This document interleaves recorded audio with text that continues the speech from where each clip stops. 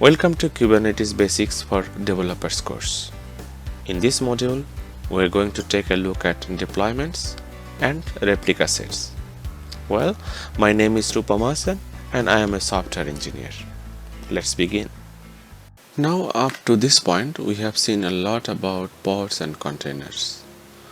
But we have also seen that if you just have a pod on its own, that if that pod goes down or is deleted for some reason, there's nothing going to magically bring it back to life.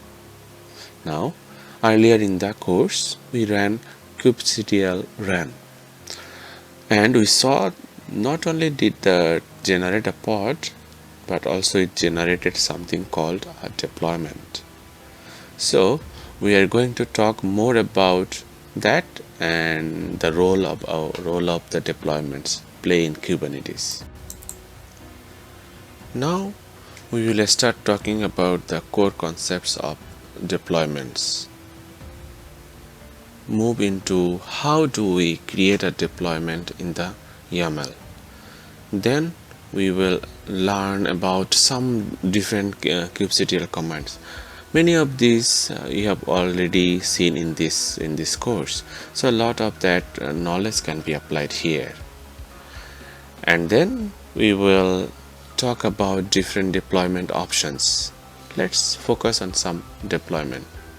In the previous module, we used the kubectl run command to actually get a pod up and running, but it did more than just that.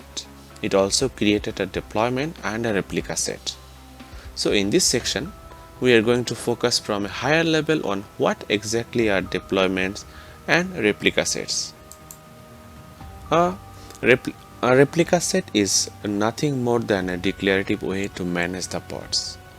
Think of it as kind of the boss of the pods that sits behind the scenes to make sure that they are working efficiently. And if one of them gets sick, we can get that replaced. Now a deployment sits up at a higher level. It kind of wraps a replica set. It's also a declarative way to manage pods, but it uses replica sets under the covers. So in the evolution of Kubernetes, replica sets come before the deployments. The deployments comes out and they kind of wrapped and simplified the overall functionality. From a pod's perspective, we know that pods represent the most basic resource in Kubernetes, and they can be created and destroyed, but they never recreated. So what happens if a pod is destroyed? That's where deployments and replica sets are there to ensure that we have the correct number of pods are up and running.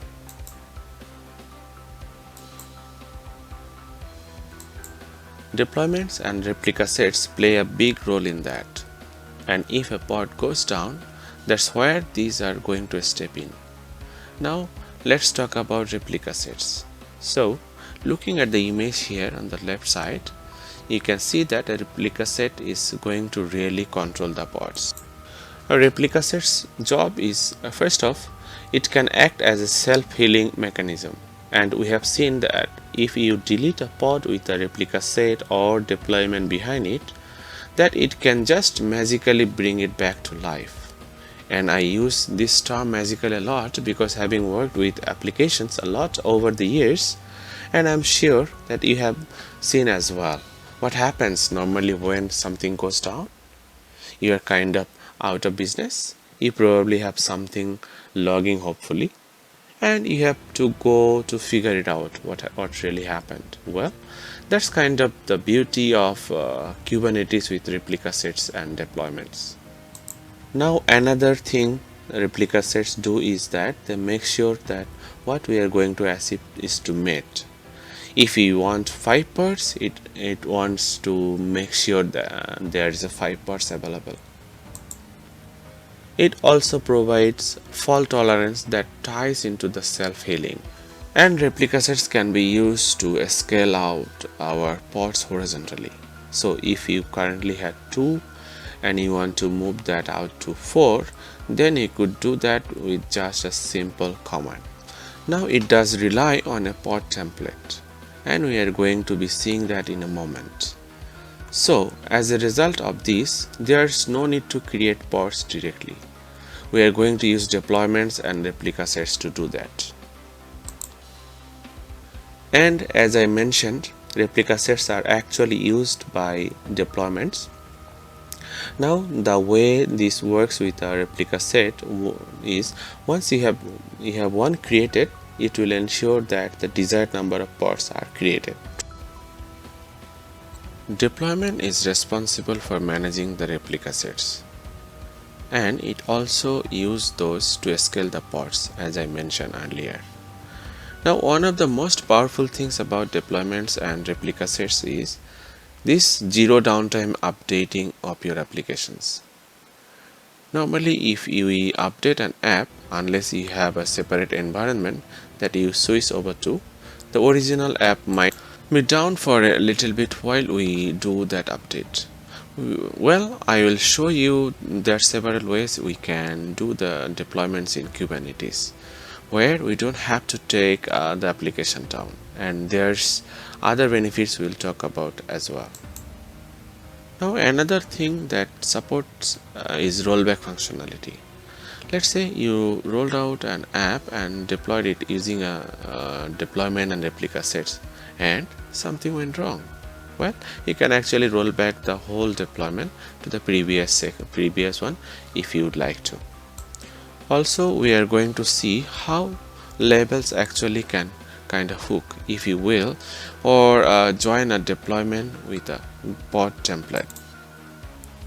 And then finally, the YAML for deployment looks very similar to a replica set. One of the big difference is the kind that's defined. What's nice there is, if you saw a replica set demonstration out of on a web somewhere, you could actually just take that and quickly move it into a deployment if you'd like. That's very easy to work with, right? So now that we have taken a high level look at deployments and replica sets, let's see how we can officially create some deployment using our YAML. To create a deployment, we are going to write a YAML file, very similar in structure to what you have seen up to this point. And then we are going to use kubectl to either create or apply that YAML file. To get that deployment and the underlying replica set going, here's what a deployment YAML file looks like from a very high level. If you are following along with me, I have shared the GitHub demo project details in our first video of this tutorial series. I'll share the link in the below description. Alright, so here I have already created a demo YAML file for this deployment. Okay, so if you open the file name deployments YAML, you will notice we have an API. You will notice here we have an API version. In this case, it's apps/v1. One of the things I struggled with when I first got into YAML was, how do you know what to put here? And the answer is, you go to the docs and look it up, or you just find a good sample out there. Now, the next thing you will notice is that the kind is a deployment. Well, earlier when we did the pod YAML, we said kind is pod. If we did a replica set, it would be kind replica set. But because deployments wrap replica sets and create those under the covers, we could just say kind is a deployment. And we can also have metadata. What's the name of this? Does it have any labels? Things like that. This metadata has a name for the deployment, but it also has labels. Now the labels again, first off, can be used when you are querying multiple resources. You could say, hey, go find everything that has with this level. But labels can also be used to tie things together, and you are going to see in a short with our selectors that we are going to show you in a second. So let's jump on down to that, and looking at this, you will see how the selectors property has a mass levels. Now I only masked on one level, and the key or the name of the label is app, and the value is my tiny service. You can see here. So that's going to do is if you look down a little bit lower, notice that in the metadata for the template we have labels app my tiny service.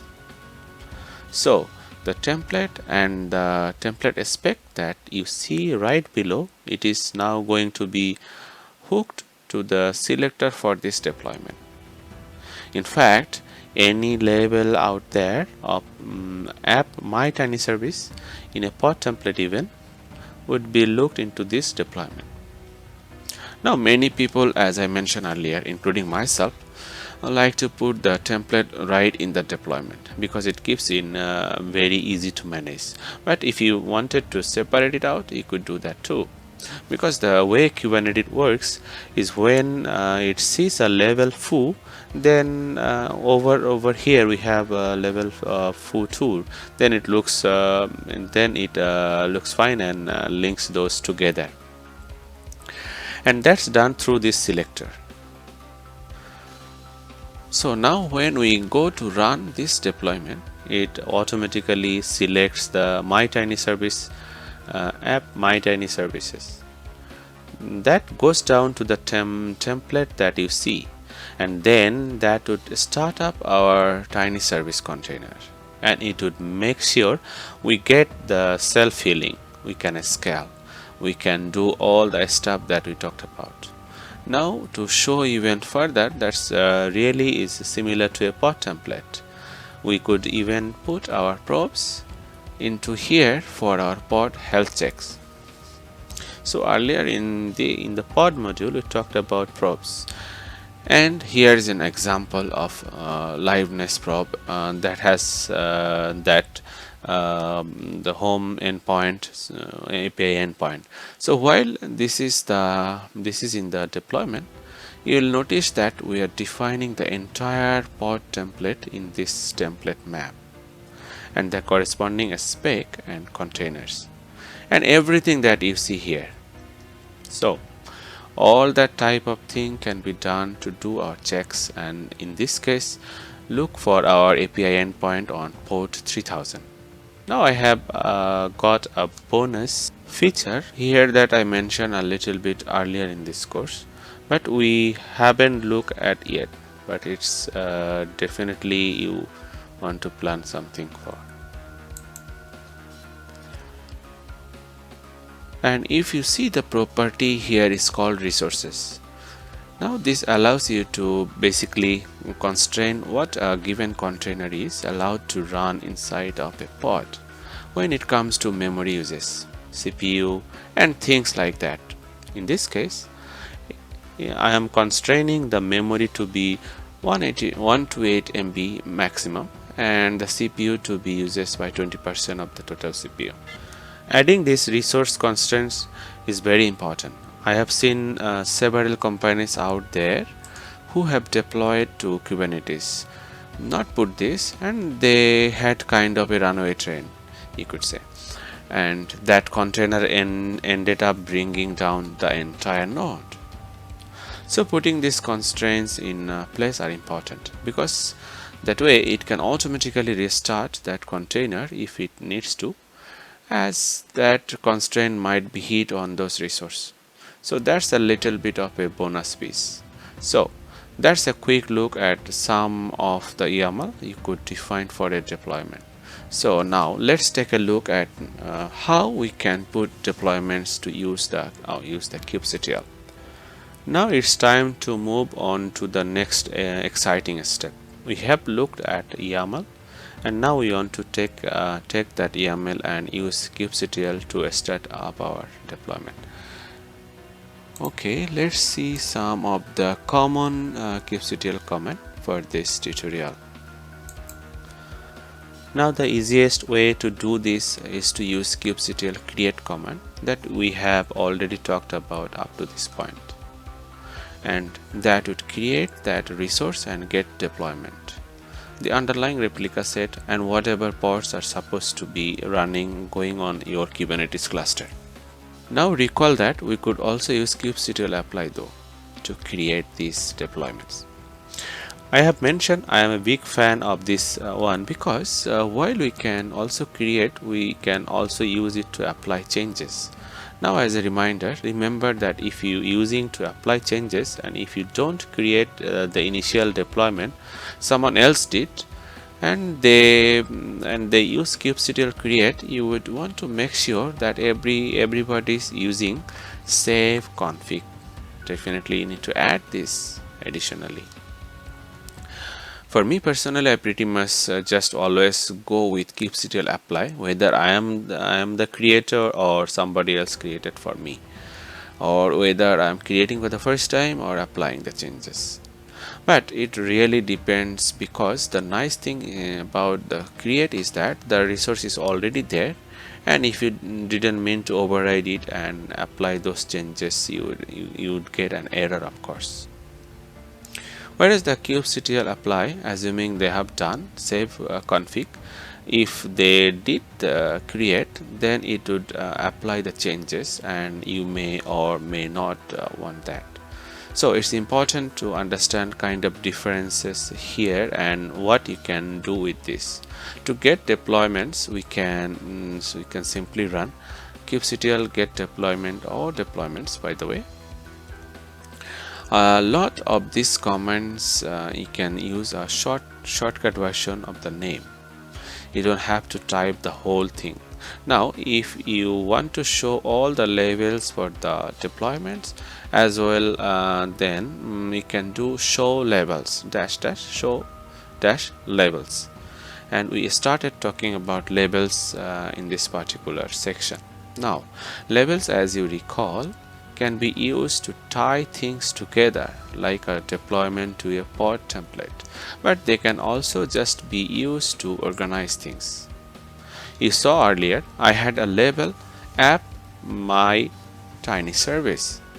I might have app my secondary service. So the names and the values don't really matter. What matters is that when you are planning this, you sit down and discuss this with your team members, your Kubernetes administrators, or whoever it is, so that you can organize this in a way that's going to be maintainable and easy to find things down the road. And that's why I think as a developer it is really important to know at least the core concepts of Kubernetes at a minimum, so that you can help out. Because let's face it, who knows your app better than you? Of course you. If you wanted to get deployments with a specific level, because oftentimes you will have many deployments in the same cluster, then you can use this L for level, and that would then allow you to list the name and then the value of the label. In this case, app my tiny service. Very nice, because once if I had say app my tiny service or app another service as a label, I could say, hey, give me all the deployments for my another service or my tiny service, and it would list all those and filter. To delete deployments is the same as what we have seen up to this point with something like a pod. We can just say kubectl delete, say deployment, and then the deployment name. Very simple. Alternatively, you can also say -f and give the path to the YAML file.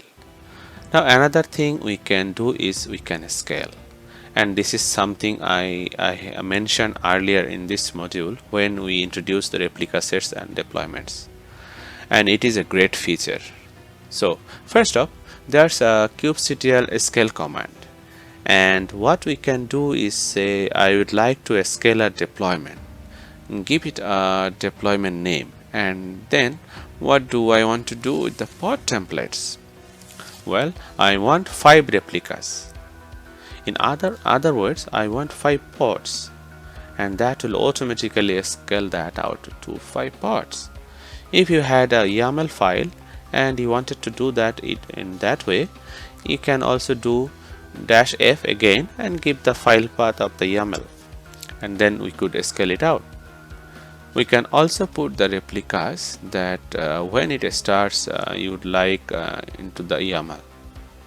So there's many different ways we can scale out our pods.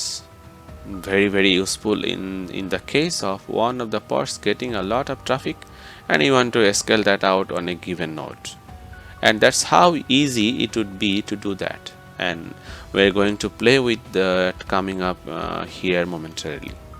So that's a quick look at some of the kubectl commands for our deployments.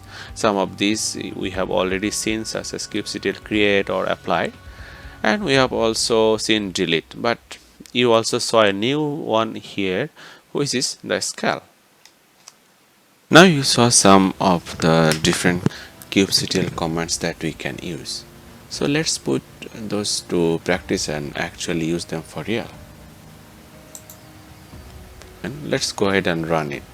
And we have already talked about how easy this is. So we could do kubectl, or my case k. So I have aliased it. So here we're gonna do a create.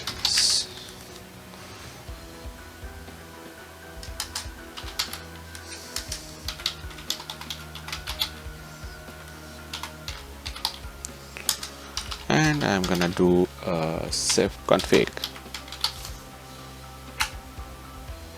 Here you go. So our first deployment created. Okay, so it's created. Let's do a get all.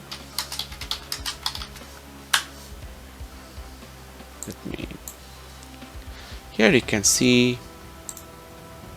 Now here you can see our deployment created, tiny service dash deploy, then also our pod, tiny service pod also created, and it's up and running. And here you will see a replica set, the tiny service deployment. You see some IDs also here, and it's up and running as well based on our deployment specs.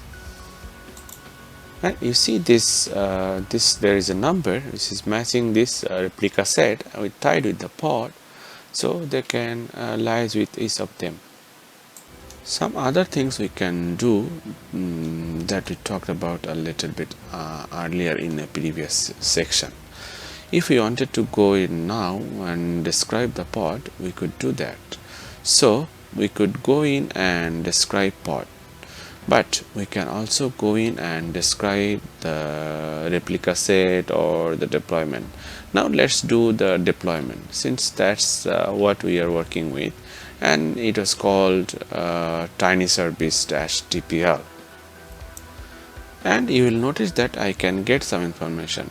There's some of my resource limits, and you can see the image right there, the ports, and in the above you can see the annotations that we use for our safe config command.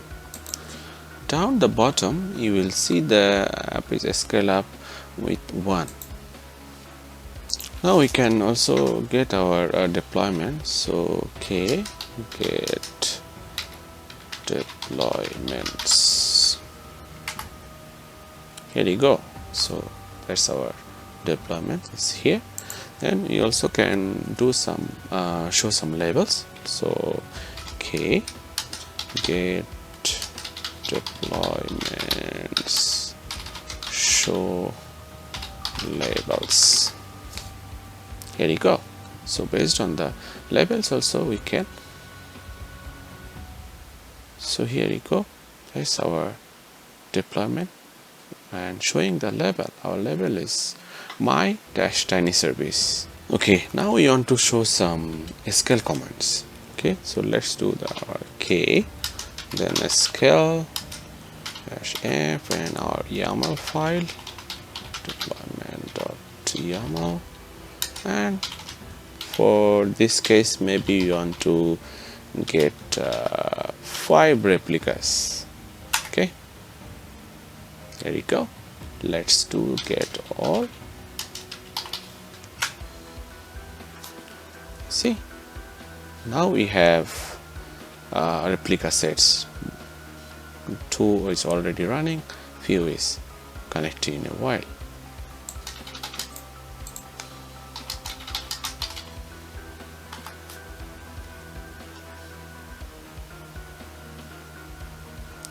Now you see our replicas all are running. We have added 5 new replica sets. Below also you can see here our replica sets, and desired is 5. Everything current also 5, ready also 5. Alright, now let's go and delete this deployment.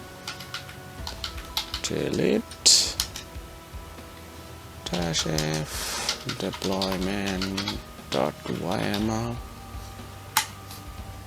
Yes, although it's deleted, let's see our get world. See, all are now deleting. It's terminating the status. Alright. Okay, since it's deleted, now let's go and create again, and we are going to see the replicas in a different way.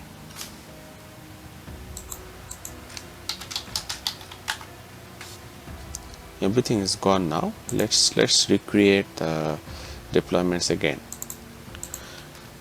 Let's clear and we update our YAML file. So let's say here we make it 7 replicas and save it, and let's create this time we will do the apply function.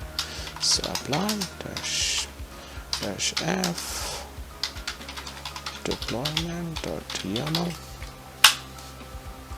is created. Let's do the get all. See, it's 7. It's creating. So it's desired 7, current is 7. It's not yet ready. Let's try again.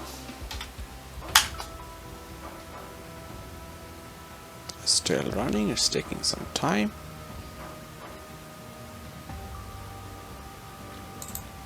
Here you go, all up and running.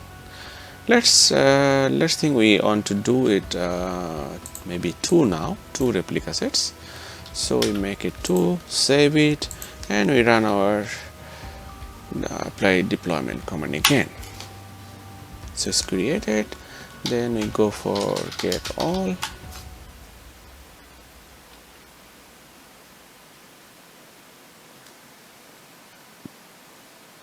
You see, these 4 are terminating, and below 2 is still up and running. So let's do the get all command again, and you see we have 2 replica sets. So desired 2, currently 2, ready 2. So here you see we can do 2 ways. We can use the deployment file or YAML file, or we can use the SQL command through kubectl, right? But since we are doing for a demo purpose, while you are doing for your production environment, you need to be careful when you are doing the scaling. Since we can think of like replicating or simulating the production environment to a dev, that should be fine. Yep. All right.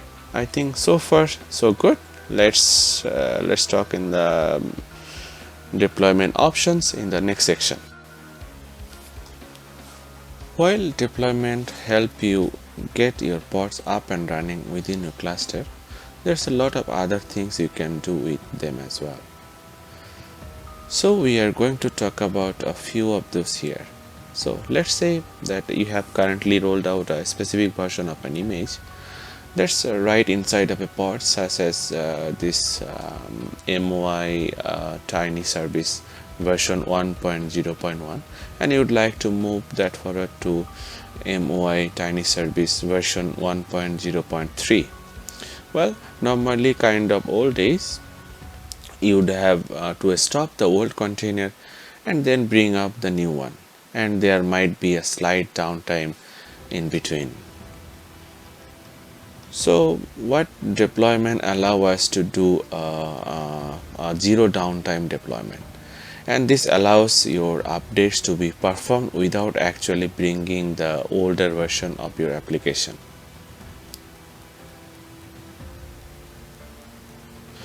Obviously this is a very good thing. So as mentioned, one of the strengths that Kubernetes offers is zero downtime and deployment. Let me explain to you how that works. Let's say you bring up a new pods to the cluster, and once those are running, kill off the old pods and reroute the traffic and do all that for you, and it will be done by Kubernetes itself. It will update those pods without impacting the end users, which means you don't necessarily have to do this in the middle of the night. And there are several options available actually. The default is the rolling update, and we are going to talk about that in this module. But you can also do things like blue-green deployments, or might be here about A by B deployments, canary deployments, or you can even do the rollbacks. Alright, that's all for today. So that's a quick summary what we have gone through so far. So basically we have gone through the deployment's core concepts. Then we have done some creating deployments through kubectls and through YML as well. And also we have gone through some deployment options available from Kubernetes. Hope you enjoyed the video. Thank you for watching.